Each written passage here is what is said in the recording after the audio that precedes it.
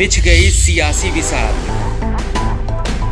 खेला जा रहा है सियासी खेल, जारी है वार पलटवार।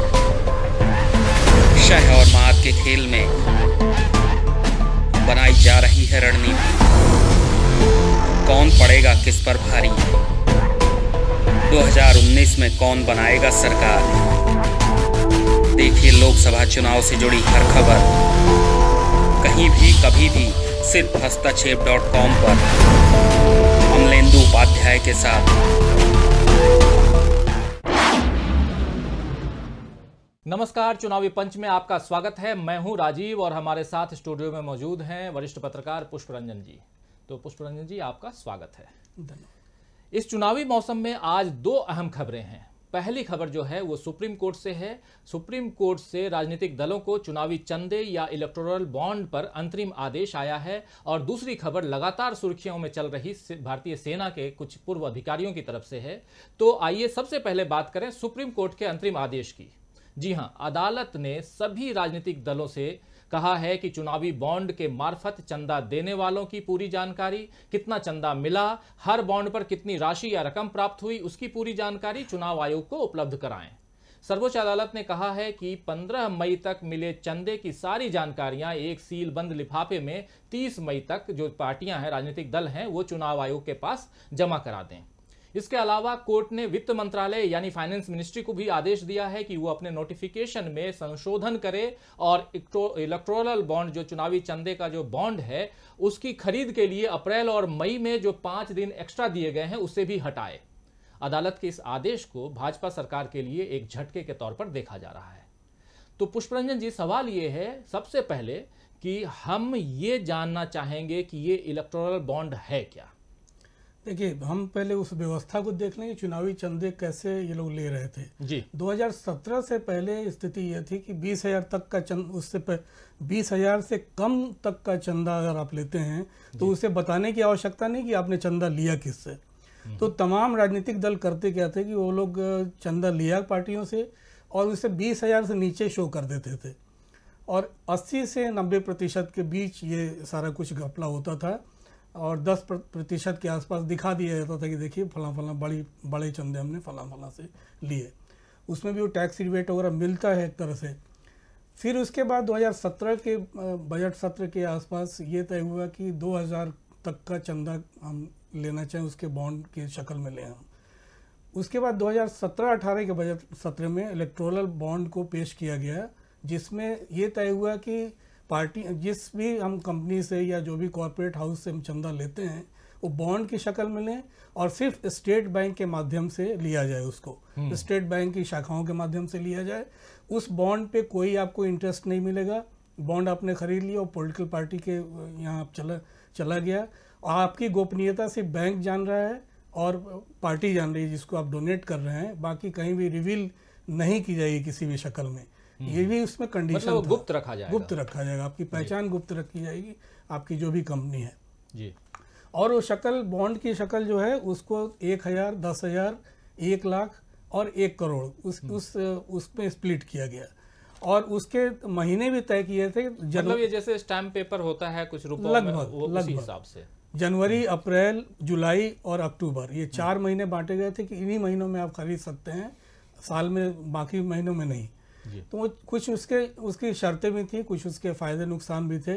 कंपनियों को ये लगता था कि भाई हमारे आइडेंटिटी चूँकि रिवील नहीं हो रही है तो उसी हिसाब से हमें हमारी गोपनीयता बरकरार है। लेकिन अब जो ऑर्डर कोर्ट का आया है उसमें ये कंपनियां भी, घबराहट वहाँ भी है, सिर्फ पार्टियों में नहीं, घबराहट कॉर्पोरेट में भी है कि आपकी कंपनी है तो उसकी भी पूछताछ बाद में हो सकता है कि ये शेल कंपनी तो नहीं है, क्योंकि इस देश में 3 लाख से अधिक तो ऐसी शेल कंपनियां हैं, न फर्जी कागजों में हेरा फेरी करके बनाई कंपनियां हैं, जिसमें से मोदी जी ने स्वयं कहा था कि 2,000 कंपनियों को हमने नोटबंदी के समय निरस्त कर दिया था जी। तो एक इशू तो ये है अपने आप में। दूसरा जो सबसे इम्पोर्टेंट, कल कोर्ट को इलेक्शन कमीशन के माध्यम से जो जानकारी दी गई थी वो भी दिलचस्प है कि इलेक्टोरल बॉन्ड जो खरीदे गए और जो पार्टियों को बॉन्ड हासिल हुए उसमें बीजेपी को, केवल बीजेपी को 210 करोड़ के बॉन्ड मिले हैं 2017-18 के बजट सत्र में। और बाकी पार्टियों को सिर्फ 11 करोड़ के मिले हैं। बाकी पार्टियों में कांग्रेस से लेके जितनी भी पार्टियां हैं वो सब मिला के 11 करोड़ सिर्फ मिले हैं। तो देखिए कितना बड़ा फासला है अपने आप में, 210 करोड़ और 11 करोड़। तो ये भी अपने आप में। और अभी जो चुनाव का प्रचार का माहौल चल रहा था उसमें मोदी जी कहीं बयान दे रहे थे कि ये जो अभी पैसा इनको मिला है, जो चुनावी चंदे हैं उसमें कांग्रेस को अगुस्ता वेस्टलैंड के पैसे मिले हुए हैं। तो सवाल ये कि 11 करोड़ में सारा कुछ पैसा और 210 करोड़ में आपको किस बॉन्ड से पैसे मिले हैं, ये भी अपने आप में अकाउंटेबिलिटी फिक्स होती है।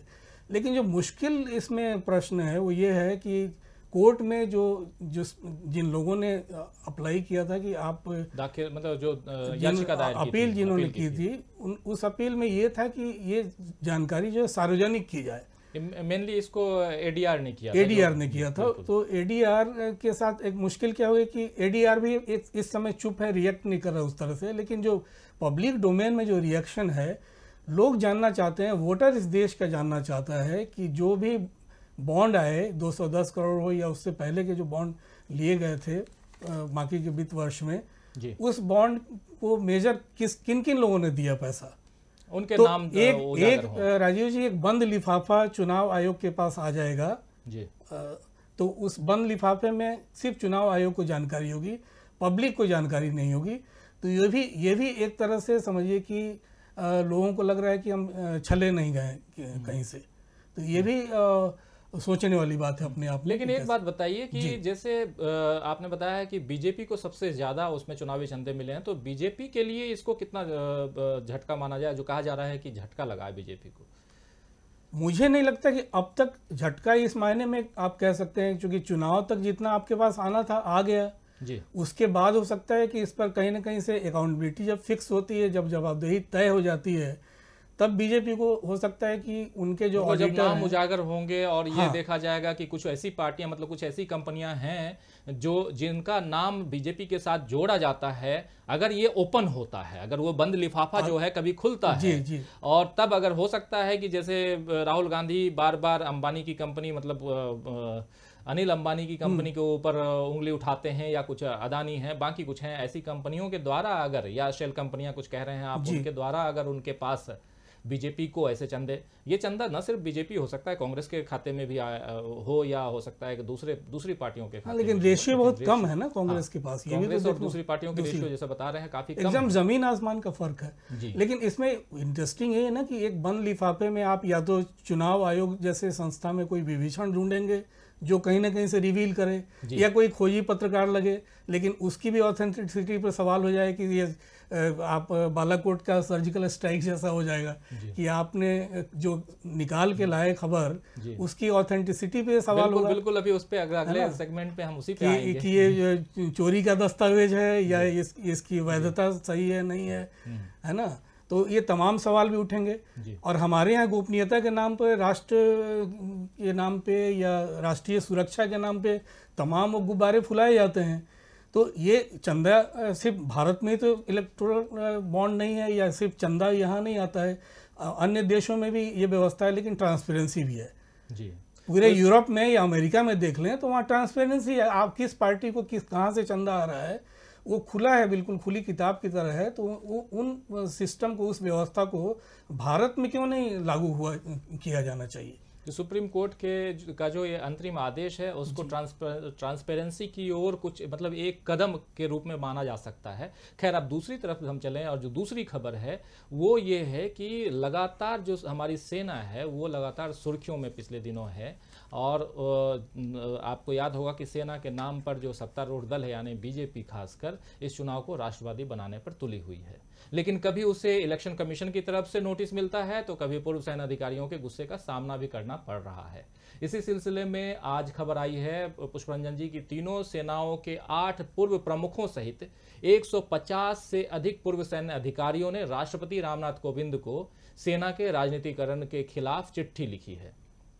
इस चिट्ठी में यह शिकायत भी की गई है कि सत्ताधारी दल जो है वो सर्जिकल स्ट्राइक जैसे सेना के ऑपरेशन का क्रेडिट खुद ले रही है, और साथ ही सेना को मोदी जी की सेना के तौर पर बताया जा रहा है, जैसा हम लोग देखे, और नोटिस भी दिया गया है योगी आदित्यनाथ को।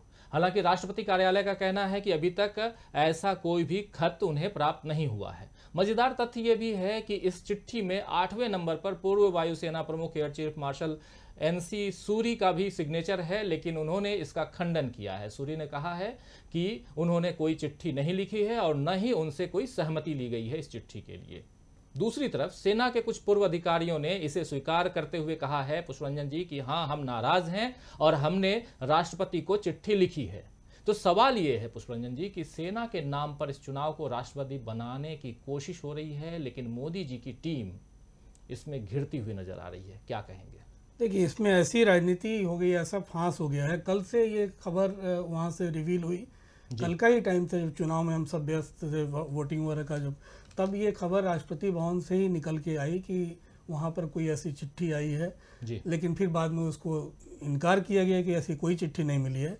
और जिस तरह से 156 लोग टोटल हैं जो वहाँ पर प्रतिवेदन दिया गया है, जो विरोध प्रकट किया गया है जी। इसमें भी दो फाड़ा, मतलब मुख्य रूप से जो दो बड़े नाम आ रहे हैं, आठ जो सेना के प्रमुख हैं, वायुसेना, थल सेना और जल सेना के, हाँ।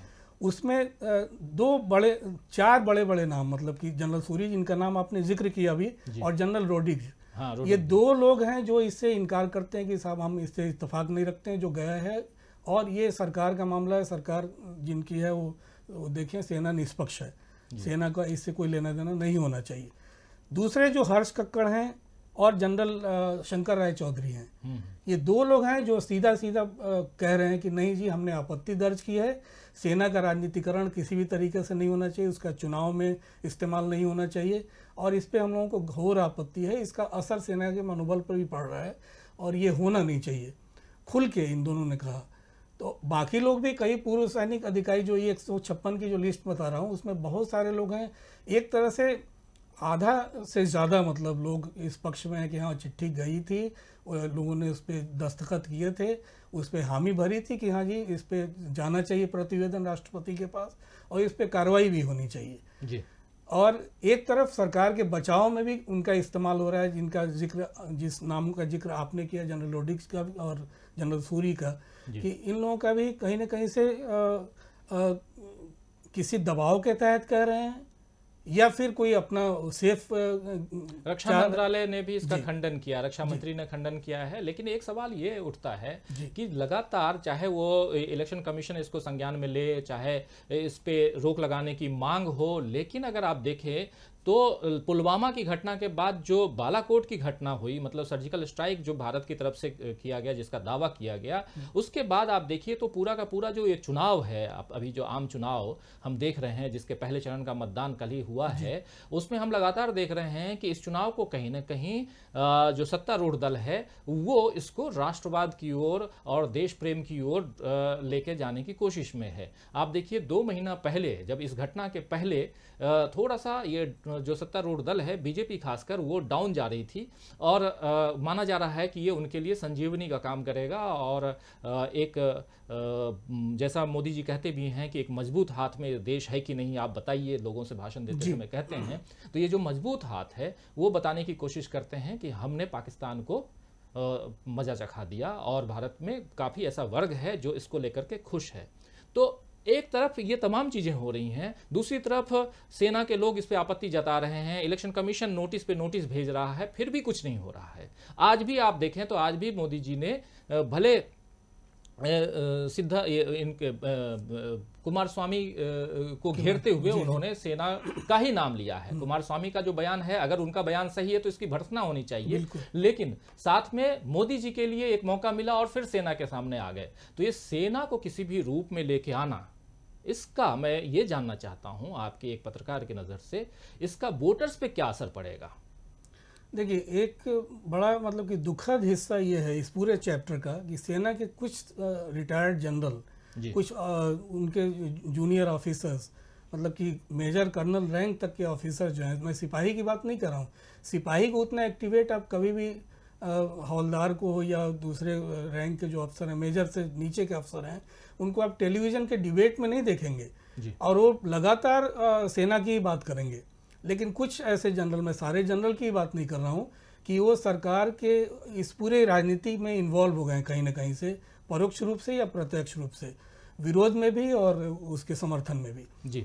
आज आपके स्टूडियो में आने से पहले कहीं मैं देख रहा था एक चैनल पे, वहाँ पर एक सेना के वरिष्ठ अफसर बैठे हुए थे और उनका तर्क ये था कि चूंकि सरकार मोदी जी की है और उनके समय में सर्जिकल स्ट्राइक हुआ है, तो ये उनका हक बनता है ये कहना कि हमारी सेना है, हमने ऐसा किया है, मोदी पाकिस्तान गया और ये जो कुछ भी बयान उन्होंने मंच से दिया है वो सही है, उनका हक बनता है। तो बड़ा अजीब सा तर्क अपने आप में है कि आप चूँकि सेना है तो सेना पूरे देश की होती है, एक किसी सत्ता पक्ष की नहीं होती है। तो उनका तर्क भी यही लग रहा था सीधा सीधा कि इस्तेमाल किया जा रहा है कहीं ना कहीं से सेना के जनरलों का। और वो टीवी स्टूडियो में जब बैठते हैं तो हम जैसे पत्रकार भी पूछें तो असहज वो लोग महसूस करते हैं जवाब देने में, और तुरंत होता है कि आप राष्ट्र के खिलाफ, राष्ट्र की निष्ठा के खिलाफ, देश की रक्षा के खिलाफ आप बोल रहे हैं। ये बड़ी विचित्र देशद्रोह की बात आ जाती है। तुरंत वहाँ पर एक तरह से आपका सर्जिकल स्ट्राइक शुरू हो जाता है जी। तो ये स्थिति चूंकि हालांकि सरकार बैकफुट पे जा रही थी अपने आप में पिछले कुछ दिनों से, लेकिन अपने आप में एक सेफ पैसेज भी मिला है ये पूरे राष्ट्रवाद के नाम पे, खासकर जो पुलवामा की घटना के बाद जो बालाकोट में हमने जो स्ट्राइक किया है उसके बाद से। लेकिन जब ये होता है बालाकोट पे सवाल उठता है, जैसे अमेरिकी पत्रिका ने जब सवाल उठाया और जो F-16 वाला मामला है बिल्कुल उसको लेके भी वहाँ पर उस पत्रिका की चर्चा यहाँ कम और उसको दबाने की बात ज़्यादा हुई। तो ये भी एक तरह से मीडिया का भी दुरुपयोग इस पूरे प्रकरण में हो रहा है कहीं ना कहीं। तो कुल मिलाकर के हम ये देख रहे हैं पुष्परंजन जी की दो फाड़ में अभी हमारी सेना भी है, मतलब सेना के जो पूर्व अधिकारी हैं वो हैं खासकर, और लगातार मतलब अगर हम देखें टीवी डिबेट्स पे भी तो बहुत ज़्यादातर लोग ऐसे ही बैठे मिलते हैं जो सत्तारूढ़ दल जैसा चाह रहा है उसी ढंग से बोलते हुए दिखाई देते हैं, लेकिन जनता और जो वोटर्स हैं वो सब देख रहे हैं और उनको अपने हिसाब से वोट डालना है, उनको अपने हिसाब से अपने एरिया के जो उनके सांसद जो चुने मतलब जो सदस्य हैं जो उनके हिसाब से उनके लिए काम करेंगे वो मुख्यतः उन्हीं को चुन के आते हैं। लेकिन राष्ट्रवाद का जो खेल अभी चल रहा है इस देश में वो शायद इस चुनाव के लिए मतलब खासकर कुछ पार्टियों के लिए तो ठीक हो सकता है, लेकिन देश के लिए ये मैं मानता हूं कि ठीक नहीं हो सकता, क्योंकि देश प्रेम अपनी जगह है और देश प्रेम की आड़ में राजनीति करना ये अपनी जगह पे जो नहीं होनी चाहिए। तो पुष्परंजन जी, आप चर्चा के लिए आपने भाग लिया, आप आए, आपको बहुत बहुत धन्यवाद। देखते रहिए टीवी लाइव। नमस्कार।